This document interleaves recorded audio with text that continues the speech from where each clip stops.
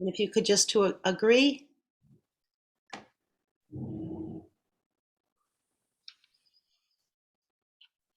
Okay.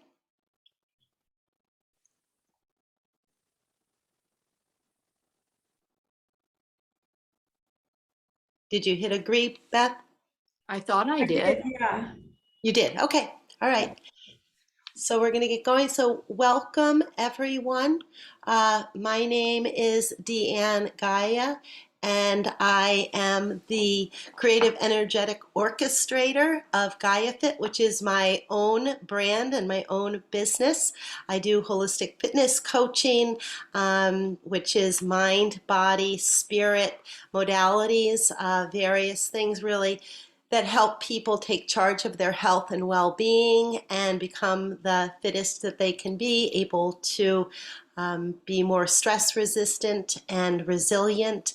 I like to call it life surfing. So you can't stop the waves, but you can learn to surf, which is a quote by John Kabat-Zinn, and that really inspired my brand and my offerings now, as far as helping people learn how can you surf the waves of your life with less stress and more joy, greater ease and confidence. And they're all skills that you can develop. It's not like, because you've had a tough time dealing with things in the past, that you can't learn new ways to become more adaptable, to become more flexible, fluid, and resilient.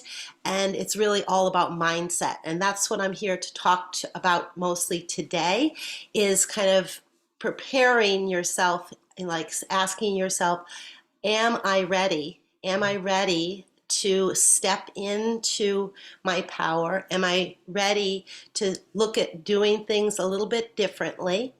And am I ready to do this or not? And if you're not, that's fine. It's really just a check, kind of a check. And I'm going to go through the mindset and some of the practices that kind of set you up to then become a life surfer. So the first piece of this is going to be completely experiential. So I'd like you to either sit up in a chair with your feet flat on the floor, if you're in a chair, or seated, or you could stand as well. But the whole idea is to really come into your body. So drop your awareness out of your busy mind, that space between your ears where many of us spend so much time, and just into your body and into the flow of your breath. So the flow of your breath in and out through your nose. Breathing in, thinking of creating length and space in your spine.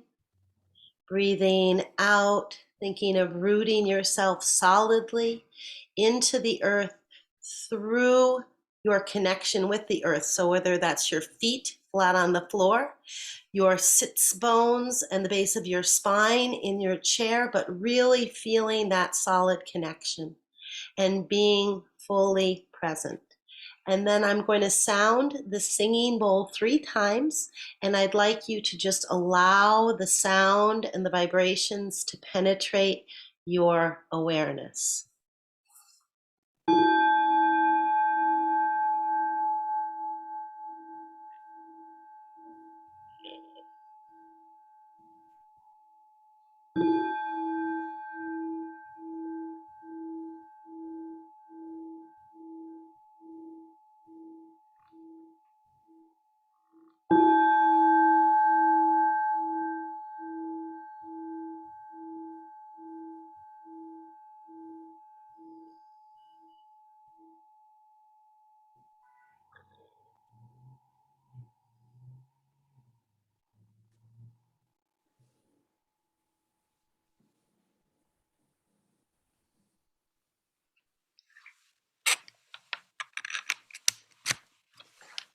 So then I invite you to open your eyes and see if you can maintain your present moment awareness and just absorb the information that I'm sharing with you.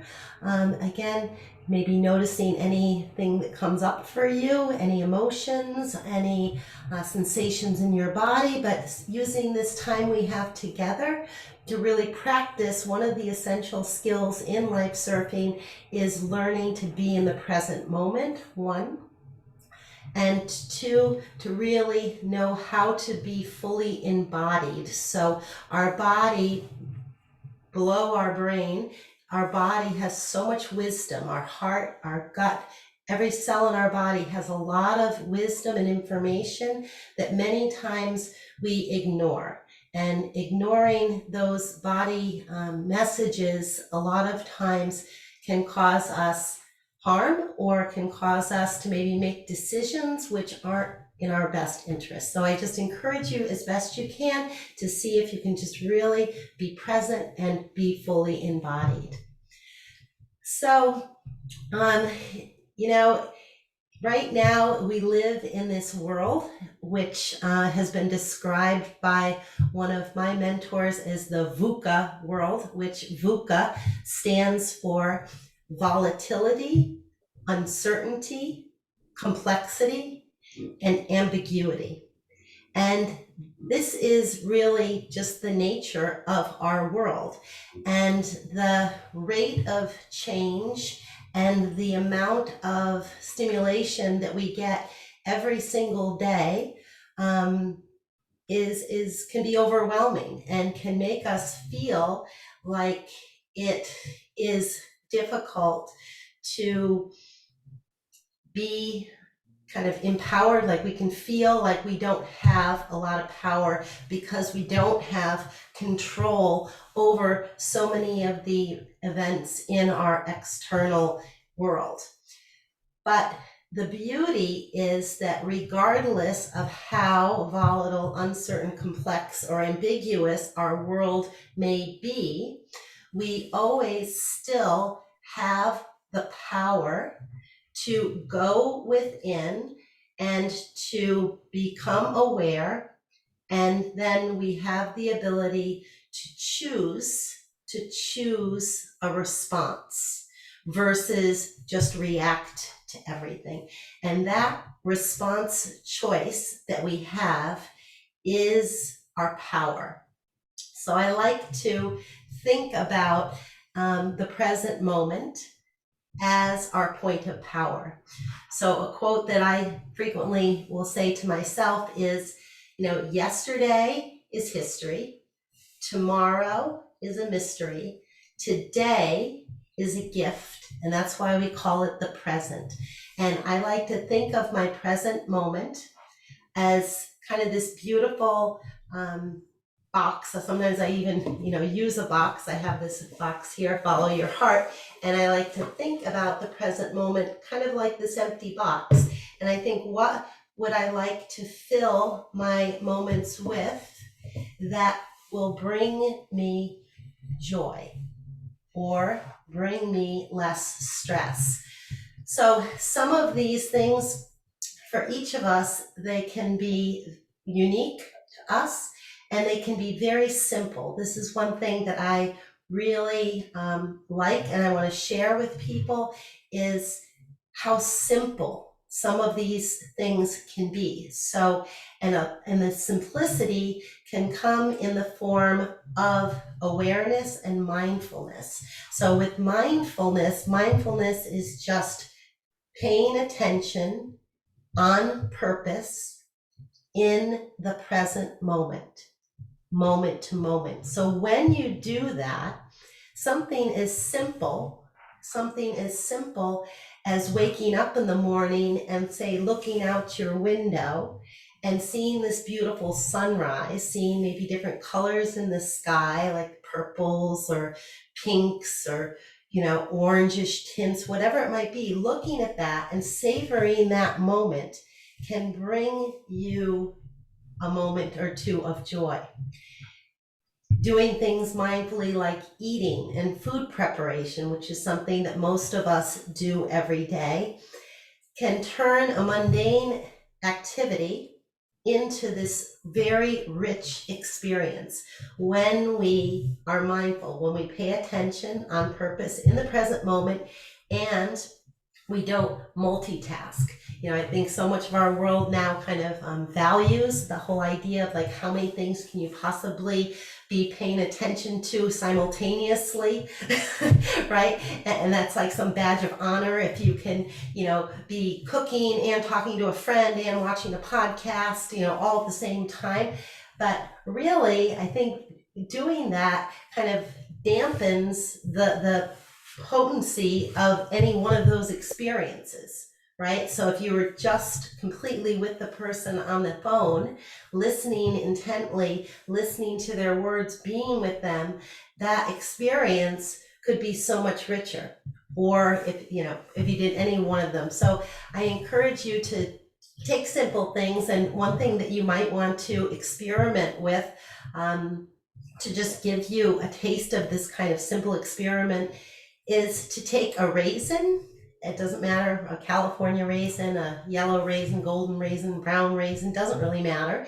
But to take a raisin and first just put it in your hands and kind of move it between your thumb and your index finger and feel the texture of the raisin, right?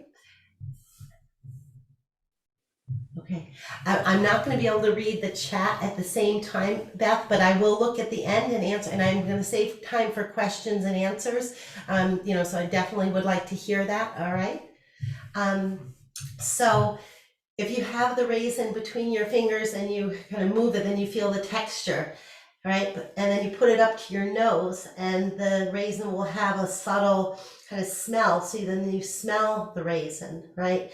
And then you take the raisin maybe and put it on your tongue and close your mouth, but don't chew the raisin. Maybe just kind of move it around a little bit in your mouth, and you start to sense that flavor. And then you gently begin to chew the raisin. So the idea is like something as simple like that as that can become this incredibly rich experience for us and allows us to be in the present and really savor things to a greater degree. So let's see. Other pieces of what I want to share with you today, I think I'll just take you back a little bit and just share a little bit of my story and how I kind of came to all of this material, how I came to life surfing and holistic fitness. So I started off in high school being a gymnast and a really good student, and I wanted to be a doctor. I was just sure that I wanted to be a doctor. I wanted to help people. I thought I wanted to be a pediatrician. So I went into school as a pre-med student, and I have to say that it didn't matter how hard I worked, like the things I did in high school, which I just, if anything was difficult, I just worked really, really hard. And when I worked really hard, I got really good grades, and it worked well. But as a pre-med student, I had 3 hard sciences with 3 labs, and then I had 2 other, pretty easy courses. But my first semester, I remember sitting in an auditorium as pre-med students, and the advisor said, look to your left, look to your right. By the end of this first semester, 2 out of 3 of you aren't going to be here. And I thought, I was like, whoa, okay, this sounds like the beginning of something pretty intense. And it was. And for me, no matter how hard I worked, I did not succeed. And at the end of my first semester freshman year, I was on academic probation. I had my advisor telling me, maybe you're not meant to be a pre-med student. He told me, take an aptitude test. Let's see what you're really supposed to be doing with your life. I took the test, and ironically, it came back 99%. What am I supposed to be? A doctor. So it wasn't too helpful there. So I finished that semester, and I was really devastated. My father and grandparents were very disappointed in me. My fellow students, had things to say to me like, Deanne, maybe you're one of the experimental candidates, the candidates who, they put here at Bucknell University as a pre-med, but they know you're not going to succeed. And I remember hearing those words, and I was like, you know what? That's not going to be me. I am not going to be a weed. I am not going to listen to that. I'm somehow going to find a way to go within and cultivate my power and choose my response so that I can go back the second semester and succeed. So we had our January term off. And so what I decided to do, kind of crazy, people are like, why would you pay to do this? But I did. I thought, let me do something super physically challenging, because if I can do something super physically challenging, I think that maybe that will prove to myself that I can really do hard things. So I signed up to do 10 days of Outward Bound in the Mahoosic Mountains of Maine in the middle of January. And it never got above zero. It was usually like 10 to 20, 30 below zero with the wind chill. We had 35 pounds on our back, cross-country skiing or snowshoeing. And it was the most challenging thing I ever did physically. I remember a couple of times, like at the end of the day, we started at the crack of dawn, we'd go until the sun went down. And one afternoon, I remember just falling over in the snow in like a little ditch. And I was like, you know what? I am so tired. I just don't want to get up. Like, we could just call it quits right here. But I didn't. Somebody helped me up. I got up and I managed to do it. Complete the day. And some of the people in the program got helicoptered out because of frostbite, fingers frostbitten or toes frostbitten. A couple of the people, actually men, which was kind of interesting. It was kind of 50-50 men and women.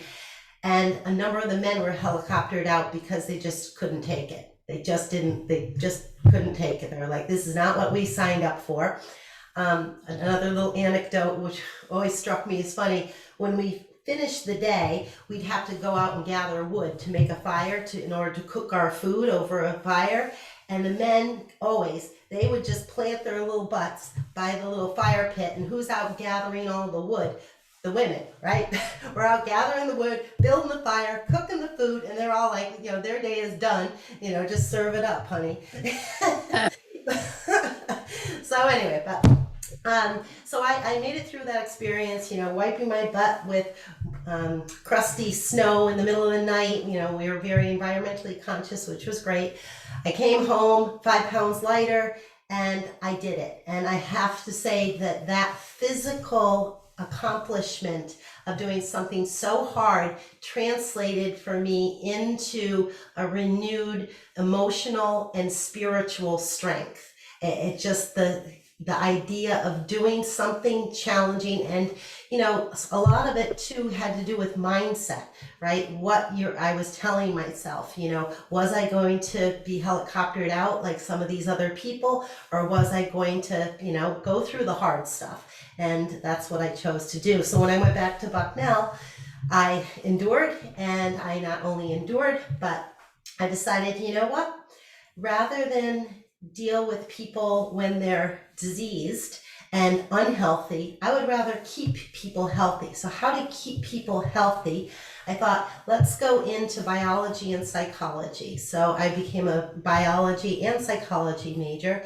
I thought about transferring into a program in biopsych or psychobiology. I did not end up doing that, but I thought, let's understand the mind and the body and how those two pieces work together. So I completed my program there, and then I went on again in the path of preventive medicine and holistic well-being, and I got my master's degree in nutrition education and applied physiology, which is like exercise physiology. And so I thought, exercise habits and dietary habits have so much to do with our modern day causes of mortality and morbidity. So even then, so this was back in 1985, 86. So this is kind of a long time ago, but even then you could see that most of the diseases like diabetes and high blood pressure, type 2 diabetes, adult onset, and high blood pressure, cardiovascular disease, stroke, so many of these things which were causing death and disease in people were all preventable through exercise and diet. So I decided to pursue that and help people do that. And then the last piece of the equation for me became more of the spiritual component. I had some deaths in my family and a death of a very close friend when we were in our early 20s, and that left me with this spiritual void. I had always I was brought up Catholic, and somehow my Catholic faith didn't help me in that time. I was kind of like, how could God do something like this to such beautiful people? Why would this happen so early in life? And so that experience moved me to explore my spirituality and actually put me in a path where I became very interested in Buddhism and also interested in yoga. I had always done yoga, but more as a physical practice, but I began to look into kind of the eight-limbed path of yoga, which is actually a very spiritual path, and it's a path of going inward and again cultivating that kind of last piece of the equation. So I'd already kind of cultivated the physical aspect and kind of the mental, emotional, going into psychology, and then putting this last piece in, the spiritual piece. So for me, this is what holistic fitness is all about.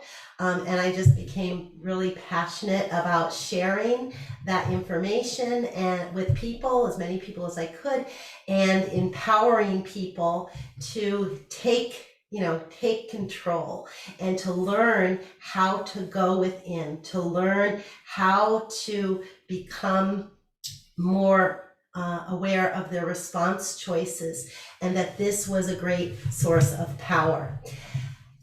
I also believe that, or I've come to believe that mindset is so key. And one of the first mindset pieces that I want to kind of share with you all, because it's, I think, a common misperception with age, and the perception is that as you age, you definitely, everything has to go downhill. So as you get older, your fitness has to decline. As you get older, your mental capacities have to decline.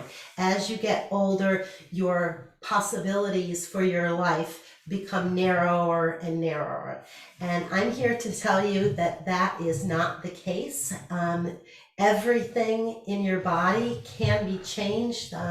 One of the newest pieces of, kind of the equation of wellness is this field of neuroplasticity and epigenetics, which neuroplasticity shows us that every single cell in our body is always replicating, and that if you put in new information into your body, into your mind, into your habits, that then your cells alter and you can actually become fitter as you age. The more you use anything, so if you use a muscle, like a physical muscle, your bicep, at any age, that muscle is going to get stronger. If you use your cardiovascular system, regardless of age, you're going to improve your cardiovascular fitness. If you use your mind and stimulate your mind with, books or courses that maybe you take, or learning a new skill like playing an instrument or painting, or you fill in the blank, but whatever that is, that stimulates your mind, and so that you have this incredible potential regardless of your age. And I'm going to give you an example, because I just got off the phone this morning. I did a phone interview of one of my superstar clients who I've worked with for the last 5 years. His name is Richard Kovacs, and he is just really, to me, the poster child for what aging can be like. And so, and the fallacy that because you get older, that everything has to go downhill. So Dick started with me when he was 79 years old, and he had just lost his wife of 50 years, who he adored. He was depressed, he was overweight, he had hypertension, he, couldn't even bend over to tie his shoes. Like, he had to finagle things, like sit on his bed and figure out a way to tie his shoes. Anyway, so his daughter-in-law said, Dick, I think that you should talk with Deanne and see maybe she could help you out. And he was a little reluctant, but he agreed to. And we started working together. And I told him, I said, anything is possible, Dick. We need, the first thing is we need to lose weight. We need to, get control of your dietary habits and increase your exercise. And so he did. And over really about 2 to 3 years, he lost over 50 pounds, which helped out a lot.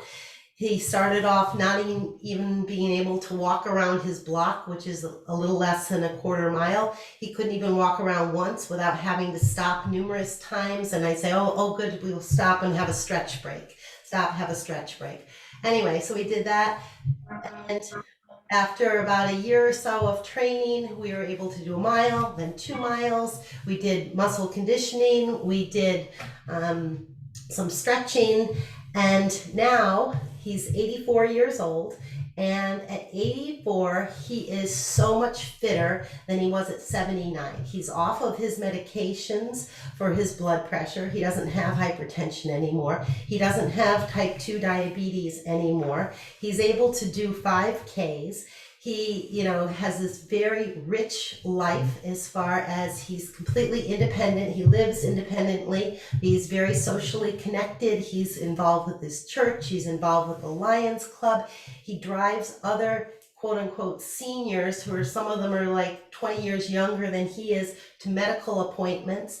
He volunteers for the local food pantry, and again, works with mostly women. Who are 20 years younger than him, some of them, and they stock the shelves of the food pantry, and he's able to do all of that. 2 years ago, he was able to take a trip to Greece and Turkey and see all these biblical sites, and he was able to walk sometimes 6 to 8 miles a day, seeing all these ruins and able to keep up with all these people in a tour group. So I share his story because his story could be anybody's story. So to me, when people say I'm too old to start doing this, or I've been X all my life I've been, I'm not athletic, or all my life I have, you can just fill in the blank. I haven't been this, but that doesn't have to be the case. You can literally decide right in this moment that you want to create some new things in your life, and you want to improve your fitness, you want to improve maybe just your overall life satisfaction, and all of that is possible. So it brings me to the next piece of the first piece of the mindset is, you have to believe that it is possible. You have to somehow wrap your mind around it and say, yes, I believe that regardless of my age, regardless of my past experiences, regardless of what has happened, right now in the world, that I still have a choice of how I'm going to respond, and I have incredible power, personal power, to create the reality I want to create. So part of that is a part of the growth mindset. Some other pieces of a growth mindset that I find, at least for myself, have been really helpful, and this is totally working now with kind of mental fitness. So, most of us have lived a lot of life, right? And so 2 things that have really helped me, and I remind myself all the time. One is to step out of the victim mentality, which is things happen to me. All these things have happened to me. Poor me, oh, woe is me, one, or I have made so many mistakes in my life. I have, I made this decision, that was terrible. I can use myself, I married the wrong person, that was an awful, mistake. I, chose to work in my family business, that was a terrible mistake. I made some real estate decisions, which those were mistakes. So the key shift is to say there are no mistakes. There are only lessons, and I am going to choose to focus on the lesson because of that experience. And that lesson will then inform me as I move forward to making better decisions. The other piece, mindset shift, is to say every moment is giving you a person, an experience, a lesson, or a skill that you need in order to grow and evolve. Again, that shift. So again, so anything that's happening, saying this is all happening for my growth, for my evolution. And that belief and that, in my mind, wisdom is key. So Eckhart Tolle, I don't know if any of you are familiar with Eckhart Tolle, but he is a great spiritual master. He has studied, many of the wisdom traditions, and he says that consciousness needs obstacles to evolve. So consciousness needs obstacles to evolve. So in some ways, again, that reframing is, so again, for myself, in some ways, in the past, I'm like, oh my gosh, my life has been so hard. I've had so much loss. I've had a lot of hardship.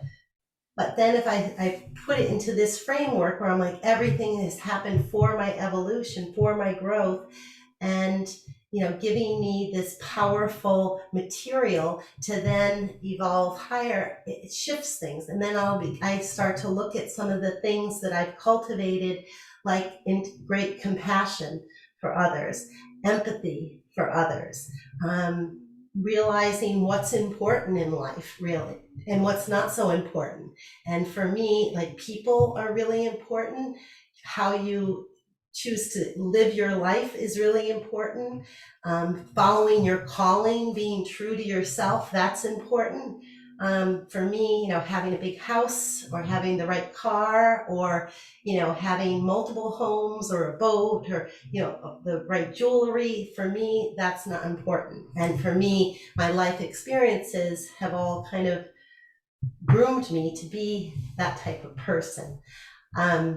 So I like to, again, think of, I'm a very visual person, so the image of a lotus, right? The lotus only blooms out of the mud, right? If you don't have the mud at the bottom of the pond, all that detritus, all that muck and gook, you wouldn't have this beautiful lotus at the top.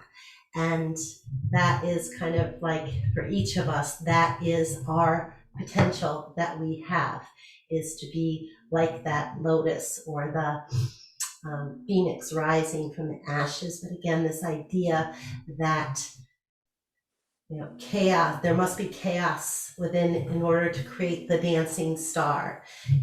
Coal under pressure becomes diamonds, right? Somehow an oyster can take grains of sand and turn it into a pearl, right?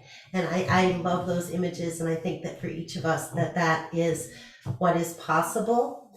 And that's what I want to encourage people to do. I want to encourage people to really cultivate their inner skills, their inner wisdom, how to really tap into their power, their locus of control, their internal locus of control, and through practice, develop a confidence that no matter what happens, no matter what wave life hits you with next, that you're going to be able to surf that wave and be able to come out of it stronger, wiser, fitter, more resilient, and confident.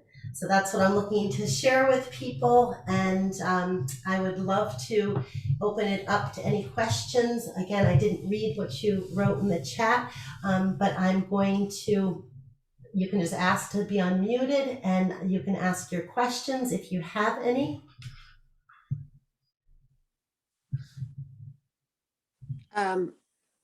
During your wonderful presentation, I really did